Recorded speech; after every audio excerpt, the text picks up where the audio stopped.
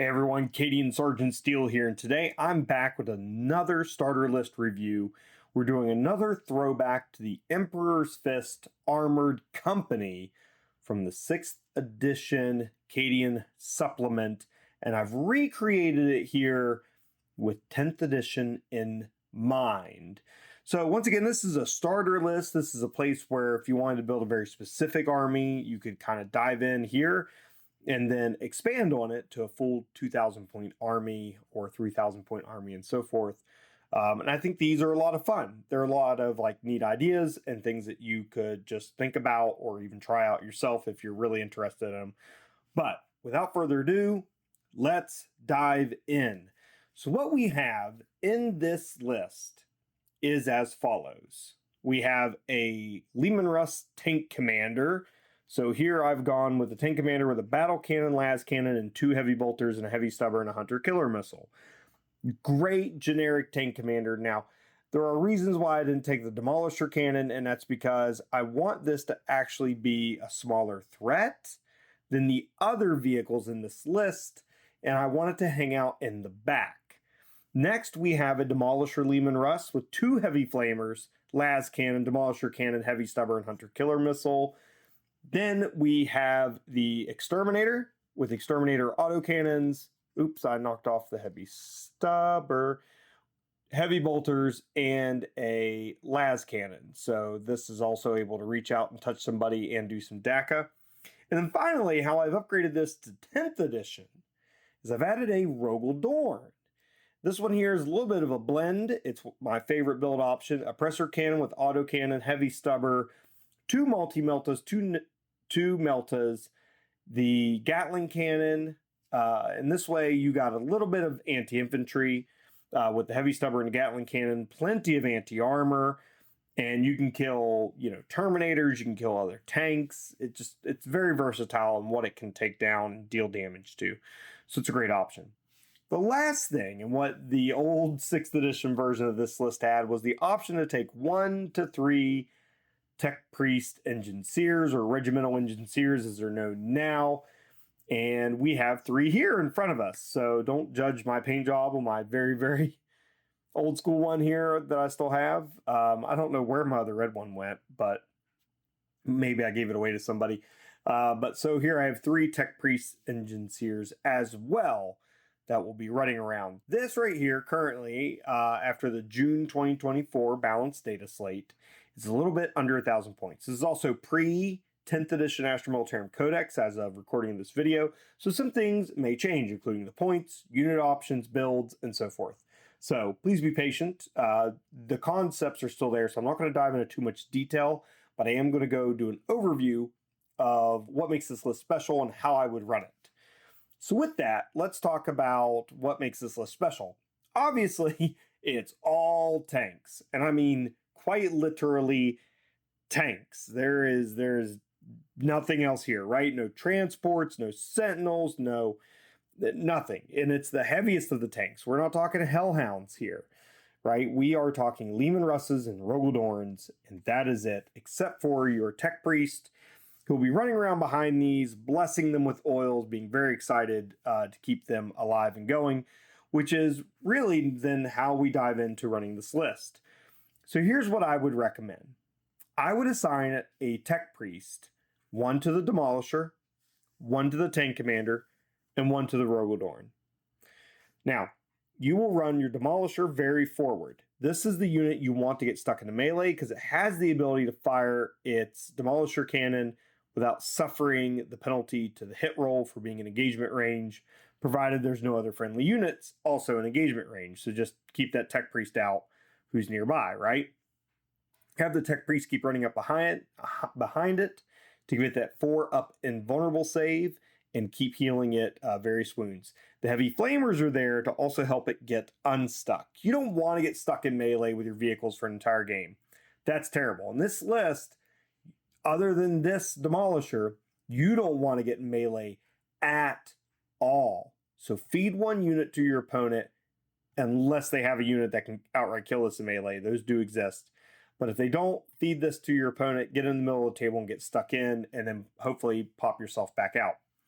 Then in the backfield, I would have the tank commander with another tech priest to keep it alive, and I would be plinking out shots, but staying within 12 inches of your other two vehicles so that you could issue orders.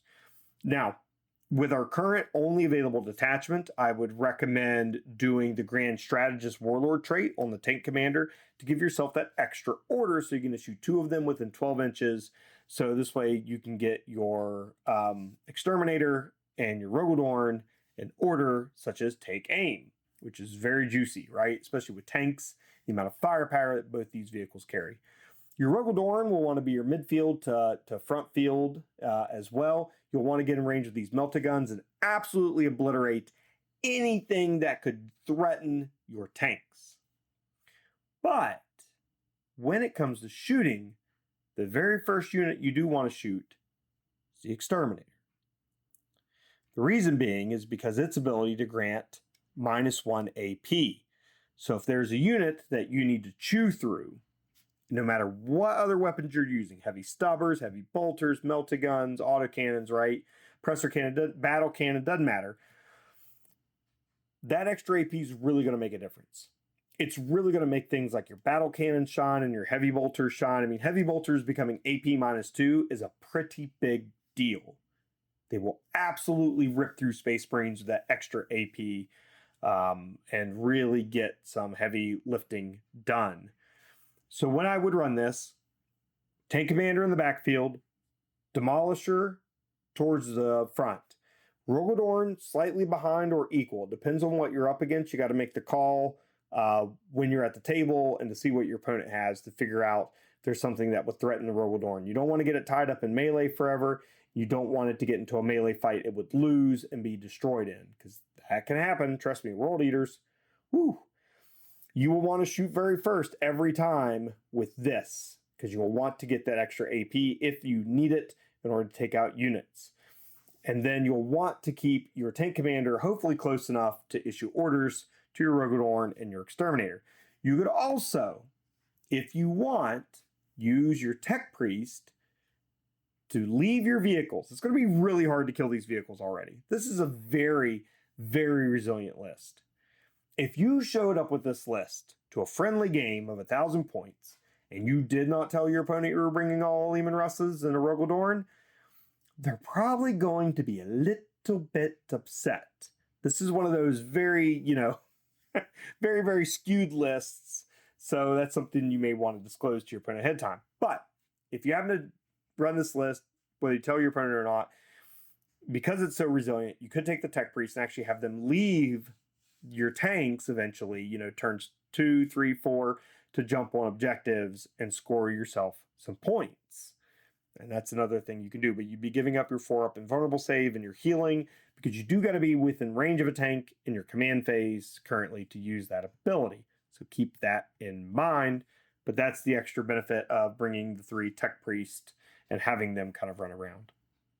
Now, overall, I think that's exactly what this is, a very resilient, fast-moving list. You're going to advance the tech priest every turn to keep up with these. You're going to be shooting out tons of heavy damage, moderate to heavy AP shots, and just shredding everything you touch, hopefully. As long as those 4-ups to hit or 3-ups to hit with an order don't bite you in the rear end too much. Seems like we always roll 2s when we do take aim, but just saying.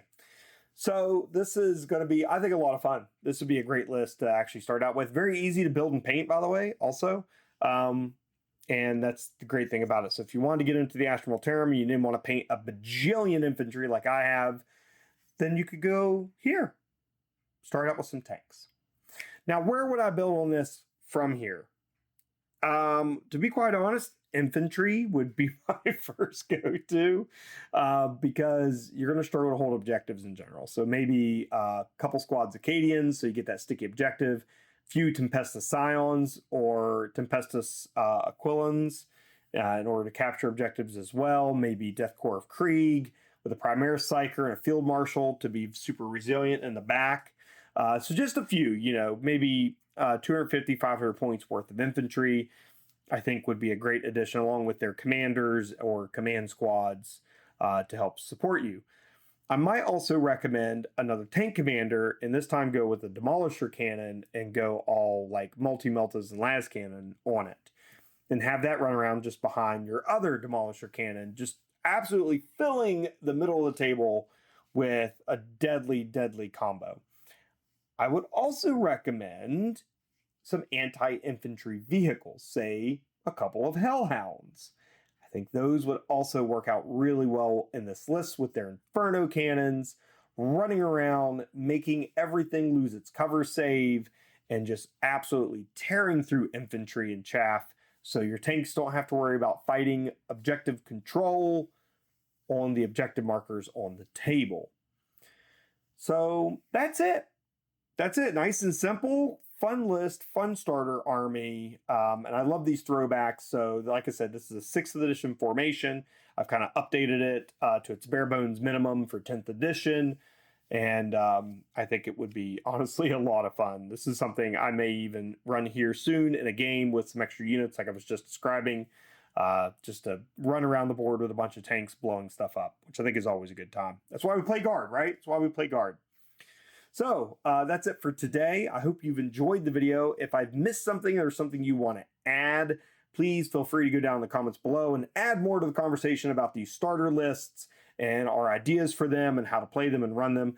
Like I said, I didn't go through everything, every ability on every vehicle because it's more about the concept here. You can look up the tank commander, the Rogodorn, and everything else and figure all that out. This was more just a brief overview, kind of dive into it. But please feel free to contribute in the comments below, and I'd love to hear your thoughts and share it with the rest of the community. The more we know and the better we play, the more fun we have and the more we enjoy this hobby. So it always helps all of us out. If you want to support me, there's a bunch of links in the video description below or on my profile here on YouTube, so feel free to check those out.